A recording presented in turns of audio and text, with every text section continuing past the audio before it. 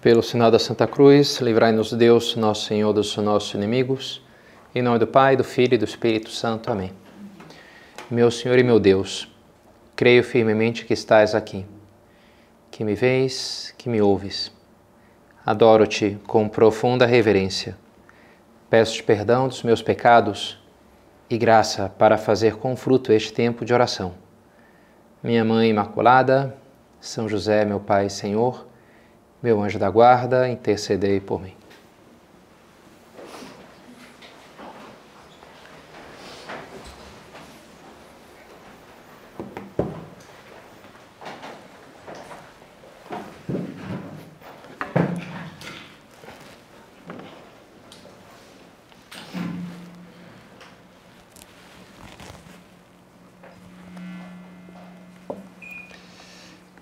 Lemos no profeta Isaías: assim como os céus estão mais altos do que a terra, assim são os meus caminhos mais altos do que os vossos caminhos, e os meus pensamentos mais altos do que os vossos pensamentos. Como vocês sabem, eu, no meu ministério sacerdotal, uma tarefa que me ocupa grande parte do tempo é o atendimento de direção espiritual, orientação espiritual. E basicamente é pregação e direção espiritual. E como eu também busco ajudar as pessoas, mas também estou muito interessado na salvação da minha alma também, é o que eu também busco para mim mesmo, né? Direção espiritual. E já tem uns 30 anos. Acho que tem gente aqui que tem mais que eu, pode ser, mas né, poucas aqui. Eu bato qualquer uma aqui em anos de direção espiritual, né? E acho que é muito importante, né? E eu agradeço muito a direção espiritual regular. Como eu me mudei de Porto Alegre para Brasília no passado, deixei de falar com uma pessoa que me atendia lá há uns 10 anos, mais ou menos. E me marcou o último conselho que eu recebi, não só por ser o último conselho de uma pessoa por quem eu tenho uma gratidão, me ajudou em vários aspectos da minha vida, vários momentos importantes, mas também pela singularidade do conselho. Em concreto, ele me sugeriu, me recomendou tentar ser menos racional. Em geral, eu aconselho as pessoas a serem menos impulsivas, menos irracionais, mas ele me recomendou tentar ser menos racional. Na verdade, assim, tentar ultrapassar mais a racionalidade. No fundo, era um pouco por aí, né? Porque, de fato, eu me considero uma pessoa muito racional. Tenho uma classificação de temperamentos, que a minha irmã é fera, MBTI, vive promovendo e tal. E essa classificação eu me encaixo como temperamento, que o rótulo é esse, né? Racional. NT racional. E acho que é assim mesmo, me move muito a razão. Quando algo me convence, pronto, né? Se não me convence, é mais difícil. Mas quando me convence, pronto, não, então eu vou de cabeça naquilo, faz sentido. Para mim a grande frase é essa, né? Faz sentido. Então pronto, não precisa falar mais nada, né? Já tá, o que precisava ser visto já foi visto, e isso me move, né? Eu gosto de ser assim, né? Acho que não. Agora é verdade que qualquer temperamento tem os seus aspectos negativos, né? E também esse tem, né? Os seus riscos. Qual que é o problema? Qual que é o lado negativo? É às vezes uma certa falta de sensibilidade com a emoção dos outros, uma certa falta de conexão maior emocional com as pessoas. Isso, meu pai e minha mãe relatam como foi um problema para eles, né, profissionalmente, isso daí, né? E na minha vida também. Na minha vida, sobretudo no meu ministério sacerdotal. Por quê? Porque as pessoas esperam isso se alguma coisa elas esperam de um sacerdote, é empatia, não é verdade? Que ele se compadeça de mim, que ele se dê conta, né, do que eu estou sofrendo. É um pastor, né, alguém escolhido por Deus para estar atrás da ovelha lá, cuidando da ovelha, né? Então, essa minha certa falta disso, ou não ter isso tão espontaneamente, já me causou problemas várias vezes, né? Pai Pedro, podia pegar mais leve, eu sei lá, né? Fala tal coisa, talvez o senhor faltou um pouquinho de tato, né, nesse conselho que o senhor deu, né? Alguma pessoa já ficou se sentiu um pouco ferida, né? Por essa minha certa falta de tato. Tinha um padre amigo meu lá no Sul, que implicava um pouco com o clero germano. Lá no Rio Grande do Sul tem muitos padres de origem germânica, né? E ele não era de origem germânica, ele dizia, não, sabe qual que é o problema? É assim, se é filho de alemão com italiana, ainda vai, porque quebra, né? Tem um sangue latino ali, né? Agora, se é filho de alemão com alemoa, aí já era, aí é um cavalo, assim, não tem jeito. Enfim, não sei se é um pouquinho exagerado o diagnóstico dele, mas às vezes, né, esse temperamento mais racional pode merecer um pouco esse rótulo, né? Uma pessoa meio cavalo, assim, meio grossa, né? Então, por isso, me parece que o Evangelho, a liturgia em geral do próximo domingo, é especialmente oportuna para mim. Por quê? Porque é o Evangelho da vocação de Mateus, do apóstolo Mateus. E é um Evangelho muito ligado, e toda uma mensagem muito ligada ao pontificado do Papa Francisco. Eu certamente me identifico mais com a cabeça do Papa Bento XVI, que era um professor de teologia, começou na aula de teologia fundamental, que foi meu tema de doutorado, inclusive, né? Mas eu tenho mais a aprender com o Papa Francisco, né? Eu tenho mais que olhar para ele, para o que eu tenho que fazer, eu acho, né? Porque toda essa coisa, a sensibilidade dele, que é tão marcante, né? Esse zelo pastoral. E ele tirou o lema dele, episcopal e depois pontifício, ou de papa, de um comentário dessa passagem, da vocação de São Mateus. Um comentário antigo, feito por um padre da igreja, que é o conhecido como o Venerável Beda. Eu acho um nome meio engraçado, né? O Beda, o Venerável Beda. Ele faz um comentário que ele diz que Jesus olhou para Mateus, miserando atque eligendo, diz assim em latim a expressão, que é o lema do Papa. Miserando atque eligendo. O que significa isso? Olhou para ele com misericórdia, tendo misericórdia dele, e atque eligendo, e escolhendo ele, com escolha. Escolheu para ser apóstolo, né? Viu ele numa situação que exigia um certo olhar de misericórdia, e ele teve, Jesus teve, né? E aí o chamou para si. E por que é tão significativo a misericórdia na vocação de Mateus, mais do que dos outros apóstolos? Pela profissão dele. Ele era publicano. E por que ser publicano é tão significativo? Uma cena de um filme, agora não sei se é um filme ou uma série, que assisti há alguns anos, sobre a Segunda Guerra, me ajudou a entender. As forças aliadas chegavam numa cidadezinha, um vilarejo, não sei se acho que da França ou da Bélgica, e aí libertaram ali dos nazistas, do domínio nazista, e começou a acontecer juntaram aí na praça da cidadezinha umas mulheres e começaram a cortar o cabelo dela, jogar ovo, assim, ó, desprezar, humilhar aquelas mulheres em praça pública e mandar ela embora, uma coisa meio dura, né? E aí os soldados americanos perguntam, mas por que essa brutalidade, o que está acontecendo, né? O que essas mulheres fizeram? Não, elas foram colaboracionistas, elas colaboraram com o domínio nazista. Então ajudava lá, né, o domínio. Quando tem uma força estrangeira que domina um território, um país, muitas vezes surgem essas duas atitudes opostas. Tem, digamos, o meio, e tem o pessoal que colabora, que são os colaboracionistas, e, em geral, tem a resistência, que se organizam ali secretamente, então pessoas rebeldes resistem a uma força e aí fazem contato com alguém que pode vir libertar eles, né? Então se organizam essas duas forças. Quando os romanos dominaram Israel, eles recrutaram alguns judeus para colaborar com eles. Quem que eram os colaboracionistas? Os publicanos. O que eles faziam? Eles cobravam impostos dos judeus para os romanos. Então os romanos não queriam ficar lá, pôr um romano em cada cidade, não vou morar ali, não conheciam as famílias, então dava lá um dinheiro para um próprio judeu, que era local, que conhecia, e ele então cobrava os impostos e passava para os romanos. Então é uma figura muito odiada.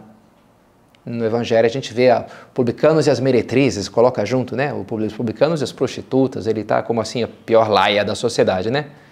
Porque a gente está aqui sofrendo com a bota do imperador romano e você está ajudando o pessoal, né? Que coisa mais odiosa, né? E é interessante porque Jesus recrutou como apóstolo um publicano, um colaboracionista e ao mesmo tempo um zelota. Simão era zelota, um outro dos apóstolos, que era o pessoal da resistência, né? O zelota era aqueles que queriam organizar militarmente Israel para expulsar os romanos de uma vez. Então fazia ali aqueles esquemas, estou juntando aqui umas espadas, vamos atacar não sei o que, a gente vai sabotar. Isso eram os zelotas, né? A resistência. Entre os 12 apóstolos tinha tanto um colaboracionista quanto um da resistência. Interessante, né? Um zelota como um publicano. E aí que está a beleza da coisa, aí que está a misericórdia de Cristo, né? E ele não exclui ninguém. Mesmo aquela pessoa que é excluída por todo mundo e odiada, inimigo da pátria, um vendido, uma coisa assim, um traidor, Jesus escolhe uma dessas pessoas, escolhe Mateus e o chama para ajudá-lo, para ser parte da sua missão. A misericórdia. E é bonito, né? Como isso, Deus é assim, Cristo é assim. Estou lendo um livro sobre simbologia bíblica, em que ele fala muito dos diversos símbolos na Bíblia que mostram esse equilíbrio que deve haver entre a ordem e o caos, entre você querer ter as coisas no seu lugar e ao mesmo tempo ter um espaço para coisas que você não vai conseguir encaixar nas suas regras. E um símbolo muito importante é o sábado, que você vai trabalhar então 6 dias, vamos lá, ordem, organizar as coisas, trabalhar duro, acorda cedo, vamos lá. Mas depois tem um dia que libera, digamos assim, né? Hoje não precisa, né? Hoje pode dormir até mais tarde, hoje fica tranquilo. Para essa renovação, as forças da natureza precisam se renovar, se restaurar. Agora é brincadeira, é dormir, trabalho. Agora não é seriedade, agora é brincadeira, ao contrário, é dança. Você precisa ter um espaço para isso na vida, um pouco essa simbologia. Daí vem o 7º dia, o sábado. E achei muito interessante porque ele dá uma outra explicação da origem do 7. Por que 7, né? Por que não a cada 8 dias? Não sei, né? Uma coisa assim, né? Por que o 7 é tão importante na Bíblia? E a explicação que eu tinha pela lua. Hã? Pela lua? Sim, pela lua, porque de onde vem o mês, né? O mês, os romanos já tinham meses, o mês é um ciclo da lua, um ciclo completo da lua, mais ou menos, né? Não é preciso, mas são mais ou menos 4 semanas é o tempo que leva para a lua completar um ciclo. Entre cada lua cheia dá mais ou menos um mês. E você dividindo as 4 fases, então você dá 4 semanas, portanto dá 7, né? 28 por 4, 7. Então achava, 7 vem da lua, cada uma das fases da lua, 7. Mas ele dá uma outra explicação que eu gostei porque foi uma explicação matemática. E eu gosto de matemática, só por isso, né? E ele fala assim, vamos ver se vocês acompanham aqui, vamos ver como é que está a matemática de vocês. Se você pega o raio, geometria, tá? Você tem uma circunferência, você pega o raio da circunferência e você tenta colocar o raio, ver com quantos raios cabem aqui no comprimento da circunferência, quantos cabem? Não? Cabem 6. Cabem 6, só que sobra um pouquinho. Aí se você divide o raio ainda em 10 pedacinhos e vê esse pouquinho, quantos desse cabe aqui? Cabem 2. Mas ainda sobra um pouquinho. Aí você divide o raio em 100 pedacinhos, põe ali, cabem 8. Mas ainda sobra um pouquinho. E você faz esse processo infinitamente, sempre vai sobrar um pouquinho.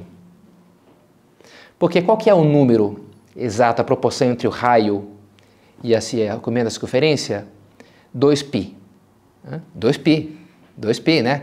C igual a 2πr. Assim, a raio, a circunferência tem um 2π ali no meio, que conecta as duas coisas, né? 6,28, etc. Não termina nunca, né? Então, é um símbolo, né, que você tenta encaixar, tenta racionalizar, mas sobra um pedaço ali, sempre sobra um pedaço. Por mais que você faça as melhores regras, você organiza, vai ter uma parte da vida que você não vai conseguir abarcar. É interessante, né? Π é um número irracional, diz a matemática, né? 2π é um número irracional. Ou seja, a razão entre o raio e a circunferência é irracional. Então, como é que pode a razão ser irracional? Pois é assim, né? É o que a matemática nos diz, né? Ou seja, você não consegue, a razão não abarca toda a realidade. No fundo, esse seria o símbolo do 7, né? Você põe ali o 6, mas sobra um pouquinho que você precisa pôr um extra ali, que você não vai conseguir encaixar nas tuas regras, né? E é importante, sabe, você lidar com a vida, e a Bíblia nos ensina isso, com essa abertura. Tinha um professor saindo um pouco da esfera simbólica, matemática, um pouco mais prático. Ele pegou uma turma lá no colégio que era o caos total, bagunça 100%, né? Zero de aproveitamento. Então ele bolou uma ideia interessante, que foi assim, pessoal, vamos fazer agora o Minuto Animal. Então, acho que começava a aula, algum momento na aula, ele marcava no relógio 1 minuto, que os alunos todos tinham que imitar algum animal qualquer, né? Durante 1 minuto. E aí era o porco para lá, o galo para lá, né? A vaca, virava aquele caos ali, todo mundo gritando durante 1 minuto, né? Passava o diretor, via o que está acontecendo aqui, sei lá, né? Mas depois daquele minuto, o pessoal, catarse, né? Falavam os gregos, né? Você já liberou lá, fez tudo, pronto. Agora o pessoal amansava e prestava atenção na aula, né? Então era o 7, né? Era aquele espacinho ali para o caos que lhe permitia ter a ordem depois. A gente tem que lidar com a vida a partir daí. Deus lida conosco e com o mundo a partir daí. Não com as regras, uma racionalidade total, mas com essa abertura. Um outro símbolo da Escritura para isso é a construção, as pedras. Então, você pega ali, aquelas pedras não têm muita utilidade, estão meio... E você começa e constrói uma casa com aquilo. Junta, põe essa daqui, põe, encaixa ali. Legal, agora isso aqui é uma coisa útil, né? É algo que faz sentido. Agora é um lar, tem um teto, tem parede. Aquelas pedras não são mais cascalho. Mas nesse processo é natural que sobre alguma pedra que você não consegue encaixar. E aí é a pedra de tropeço, né? É um pouco aquilo que fica à margem na sociedade, os excluídos. Porque eu tentei encaixar ali, mas tem esse pessoal que não encaixou nos esquemas, nas regras, e aquilo eu acabo tropeçando nas exceções, né? A não ser que venha alguém mais inteligente do que eu e diga, você não conseguiu encaixar essa pedra, não tinha como encaixar essa pedra. Ele olha assim, não, tem sim. E ele pega umas outras ali e faz uma coisa, quem sabe, maior e mais bonita do que eu fui capaz de fazer. Por quê? Porque ele tinha uma inteligência maior, porque ele teve uma leitura. Pois isso é o que faz Deus. Deus, ele encaixa tudo. A misericórdia de Deus não exclui ninguém. Semana que vem é a festa do Sagrado Coração de Jesus, né? No coração de Deus, que é o Logos, que organiza toda a realidade, está a misericórdia.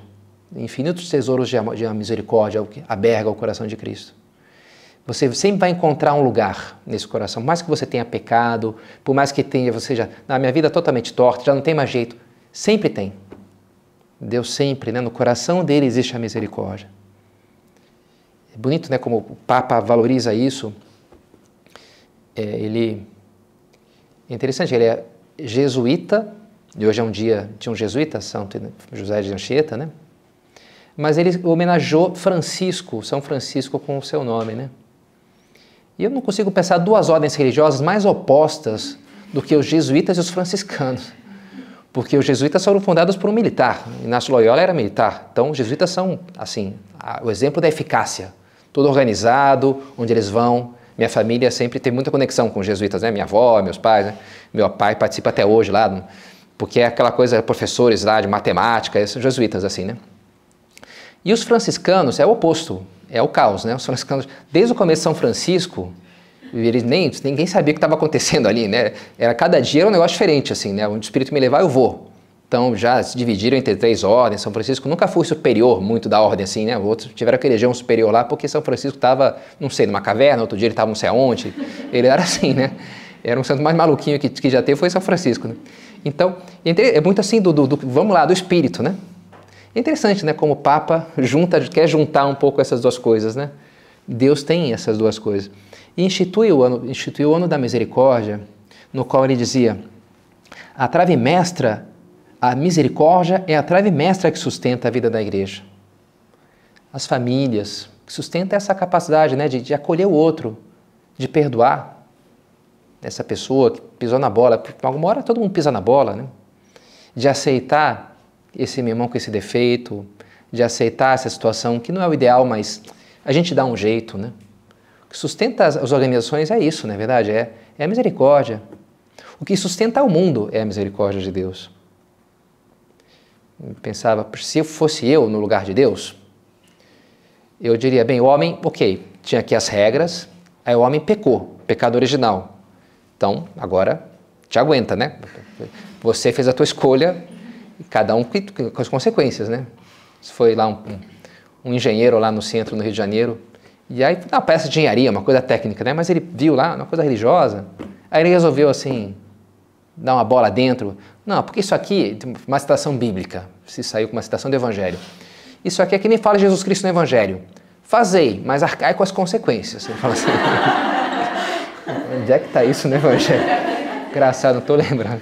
Mas tudo bem, poderia estar, né? Será uma frase legal, né? Então, acho que a minha atitude é muito essa, fazer, mas arcar com as consequências, né? Você escolheu agora, aguenta aí, né? Mas Deus não faz assim, não é verdade? O homem pecou, Deus encontra uma outra maneira, maior, né? Mais maluca do seu amor. Então ele se faz homem, morre por nós numa cruz. Um negócio absurdo, né?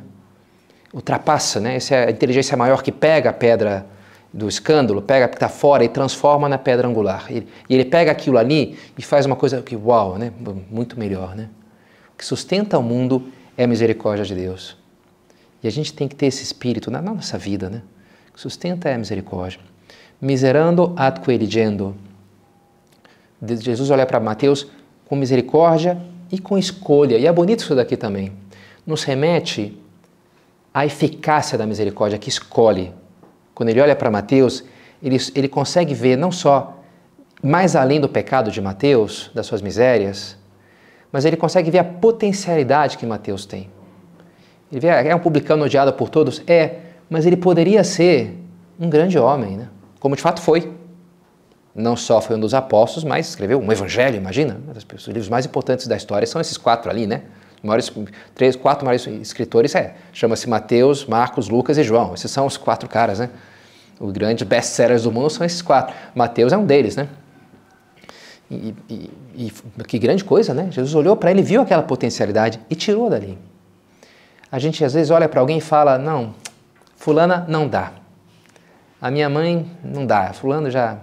Deus olha para nós e fala, dá sim. Não, me dá aqui que eu encaixo, né? Me dá aqui que...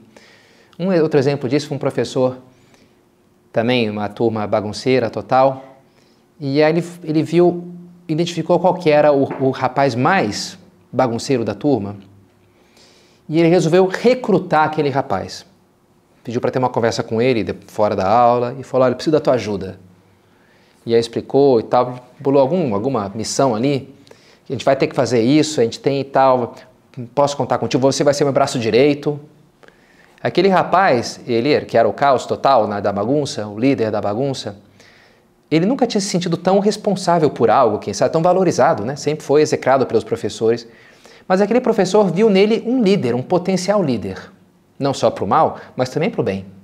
E soube extrair, e de fato deu certo, né? Aquele aluno agora mandava quem não calava a boca e lá e batia, sei lá, né? Usava seus métodos ali, né? Mas dava certo, né? Era um líder. A misericórdia faz isso, extrai o que tem de melhor de cada um. Não significa aceitar a pessoa tal qual ela é. Chesterton explica isso na ortodoxia, ele diz, olha, amar muito alguém, ou não sei, meu país, por exemplo, ele fala assim, né? Não significa ser cego para os defeitos do meu país. Uma esposa pode amar muito o seu esposo e os seus filhos, mas ser a pessoa que mais quer reformá-los, digamos assim, né? Quer que a filha seja diferente, que o tempo inteiro ali... O amor não é uma aceitação total, né? Indiferente. Não. O amor quer extrair, enxerga o que a pessoa tem de melhor, enxerga o potencial de cada um. Isso é o verdadeiro amor. E isso é assim que a gente tem que olhar para as pessoas, assim, olha Deus para o mundo. E temos que olhar também para nós mesmos. Se eu comecei essa meditação comentando que eu especialmente preciso dessa mensagem, porque minha tendência é sair da regra, joga fora, né? E não é para ser assim, né? Mas isso se aplica também, penso, a pensar na minha própria vocação. Eu poderia dizer, bem, já que eu tenho essa deficiência, então, vou pedir demissão, né, de ser padre, porque não tem jeito, né? Para ser padre tem que ter uma característica que eu não tenho, né? Tem que ter uma habilidade que me falta. Não vou fazer isso. Por quê? Porque, ao mesmo tempo que eu vejo que tenho defeitos patentes, ao mesmo tempo eu tenho uma convicção muito clara de que Deus me quer, sacerdote, né? Que Deus me quis. Eu estou aqui porque Ele me escolheu, me chamou para isso, não foi porque eu quis. Isso eu tenho muito claro, né? Tenho muito claro. Então, a culpa é dele, né? Então, você reclame com Ele. Então, eu tenho essa segurança de dizer, bem, Senhor, se você me colocou aqui, você vai ter que me dar um jeito, entendeu? De, apesar desses meus problemas, você fazer com que eu tenha uma eficácia. Não fostes vós que me escolheste, fui eu que vos escolhi e vos designei para que vades e deis fruto. E falava isso para aqueles apóstolos que têm os efeitos patentes também no Evangelho, né? E deram fruto, como Mateus, e como Pedro, e como João, Tiago, né? Deram muito fruto, ainda que tinham muitos defeitos. A misericórdia de Deus é eficaz, é algo que transforma. E essa tem que ser a nossa base. Sim, lutando, temos muito que melhorar, não é aceitar. Eu sou assim, são coisas do meu caráter, são coisas da tua falta de caráter, né? Muda aí, luta. Mas partindo sim do amor de Deus por mim, partindo sim que Deus me ama e me escolhe, apesar dos meus efeitos. E Deus enxerga a mim uma potencialidade de fazer coisas belas, de ajudar os demais. Achei interessante essas pedras que a gente pode ver dentro da gente, mesmo as pedras que parecem que não se encaixam, a gente tem que olhar também para elas com esse olhar da misericórdia. Um livro de um autor que era um autor muito que o Papa Bento XVI gostava muito na sua adolescência, Hermann Hesse. Uma hora eu achei interessante a descrição que ele faz de um adolescente, um rapaz assim, em primeira pessoa. Vieram anos em que tive de descobrir de novo em mim um instinto primitivo, que ficara dissimulado e oculto no mundo luminoso e permitido. Ele tinha acho que 12 anos. Como todos os homens, vislumbrei no frouxo alvorecer do sentimento do sexo a aparição de um inimigo, de um elemento destruidor, de algo proibido de tentação e de pecado. Rapaz que, enfim, nunca se interessava muito pelas meninas, as meninas são umas chatas que ficam... Daqui a pouco brota um negócio, um instinto que, opa, começa a me interessar, surge um interesse ali, né? Um instinto que você não estava aqui antes, né? Surge aquilo ali, aquela força, né? E a princípio parece que é algo meio descontrolado, né? Então ele olha para aquilo, ele entende como um elemento destruidor, proibido, um negócio que não faz muito sentido. Aquilo que minha curiosidade buscava, aquilo que inspirava meus sonhos e me infundia prazer e medo ao mesmo tempo, o grande mistério da puberdade, não entrosava com a segura bem-aventurança da minha paz infantil. Tinha ali uma vida na família, tudo tranquilo, e de repente surgiu um monstrinho, ele se sentiu um monstro às vezes, uma vontade de fazer umas coisas, né? E que não encaixava, né? Procedi como todos, vivi a dupla vida de criança que já deixou de sê-lo. Minha consciência permanecia adscrita ao círculo familiar ilícito e negava o novo mundo nascente, enquanto que eu vivia em meus sonhos, instintos e desejos subterrâneos, sobre os quais aquela vida consciente construía pontes cada vez mais inseguras, já que o mundo infantil ia desmoronando-se dentro de mim. Isso é interessante, né? Tem um negócio ali, um monstrinho que não tinha onde encaixar aquilo, então ele simplesmente nega, mas é lógico, né? Que aquilo cresce, né? E pouco a pouco começa a se destruir, pouco a pouco a pessoa, que pode, uma hora se identifica com aquilo. Bem, eu sou um monstro, né? Então eu não consigo não ser um canalha, não sei, né? A pessoa, se ela não encaixa aquilo, ela tropeça na pedra. E aquilo acaba sendo uma coisa de fato destruidora. Daí a importância de você ver, bem, eu estou sentindo isso daqui. Olhar com essa curiosidade e ver, bem, Senhor, o que eu faço com isso, né? Isso aqui terá uma função. E pensando na sexualidade, como é bonito a pregação de João Paulo II sobre a teologia do corpo, também Bento XVI, na Deus Caritas Est, a sua primeira encíclica. Bonito como ele fala do eros, quando em geral se fala das várias palavras, vários conceitos de amor no mundo grego, se enche a bola do ágape, que é o amor de benevolência, que não busca a si mesmo, busca só o bem do outro, o ágape é demais. E tem o eros, que é super ruim, que é o amor possessivo, né, o amor assim. E o Papa Bento XVI, ele enche a bola do eros também. Eu achei isso genial. O eros, o nosso amor com Deus vai ser um amor eros. O céu é essa coisa da totalidade, do infinito que é o que o eros possui. Isso, na chamada no céu vai ser isso, né? Então, interessante, né? Não é alguma força ruim que eu tenho que simplesmente meio que abafar aqui. Não, isso aqui foi posto por Deus, né? Isso aqui encaixa. É a pedra angular, né? Se você consegue achar o lugar para isso. Então, me parece um exemplo concreto para a gente olhar para toda a nossa vida e saber nos olhados por Deus assim. Não há nenhum aspecto na minha vida, mesmo meus erros do passado, que não encontre um lugar nos planos de Deus para mim. Que Deus não seja capaz, que a sua misericórdia não seja capaz de potencializar aquilo, tirar algo de bom daquilo. Mesmo os meus pecados, como a gente vê na vida de um São Agostinho, por exemplo, né? Que Deus pega mesmo os pecados e torna aquilo como uma coisa muito boa para a história da igreja. Você lê a vida de Santo Agostinho, entender como ele superou os seus pecados, como ele se arrependeu, a penitência que ele fez. Né? A misericórdia, ver na misericórdia, no fundo poderia ser esse o resumo final da nossa meditação. E que a gente termina acudindo a Nossa Senhora. Nenhuma boa mãe deixa de lado nenhum filho. Tudo bem, algum vai ser mais inteligente, o outro vai ser mais bonitinho, o outro vai ser... Mas a mãe, ela olha para todos os filhos e sabe enxergar. Não, isso aqui, ele tem algo aqui que é especial, né? Porque é verdade, né? E ela, então, nós pedimos que volte a nós os seus olhos misericordiosos, esses olhos de boa mãe que é, para que seja sempre também ao nosso lado, nos animando, nos puxando para cima, nos puxando para Deus.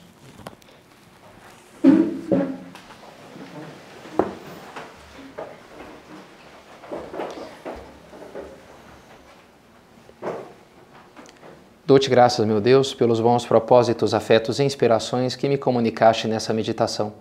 Peço-te ajuda para os pôr em prática. Minha Mãe Imaculada, São José, meu Pai e Senhor, meu anjo da guarda, intercedei por mim.